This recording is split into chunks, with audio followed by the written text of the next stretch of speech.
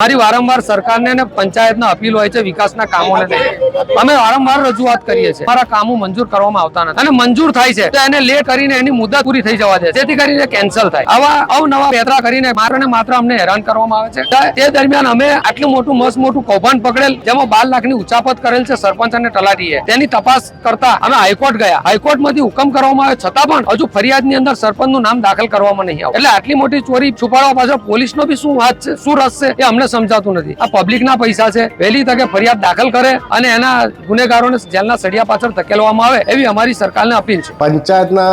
પંચાયત પર આરોપ લાગ્યા છે ભ્રષ્ટાચારના આરોપ પંચાયત પર લાગ્યા છે તે તદ્દન ખોટા છે અને પાયા વિહોણા છે પંચાયતમાં જે સભ્યો છે એ લોકો જ આ વિરુદ્ધમાં નીકળી ગયા છે અને એ લોકો પણ જાણે છે કે પંચાયતે કોઈ ભ્રષ્ટાચાર કર્યો નથી પણ એક સાદલીને બદનામ કરવાની વાત છે અને સાદલીમાં વાતાવરણને તંગ બનાવવાની વાત છે આ લોકોની 12 લાખની ઉચાપત થઈ છે એ એમની સાચી વાત છે પણ એ સરપંચનો કોઈ અંદર હાથ નથી અને એ તલાટીએ ટોટલી કરેલું છે અને એ સભ્ય તરીકે એ લોકો પણ જાણે છે અને એની કાર્યવાહી બિલકુલ સચોટ રીતે ચાલુ છે રોડ રસ્તા નથી એ સાચી વાત છે પણ જે પંચાયતની સુવિધા અમારે આલવાની છે કે ગટર છે પાણી છે અમે પૂરેપૂરી આલેલી છે રોડ રસ્તાની જવાબદારી બિલ્ડરની હોય છે અને બિલ્ડર જો એ રોડ રસ્તા કરીને આપે તો મરામતની જવાબદારી પંચાયત લેવા તૈયાર છે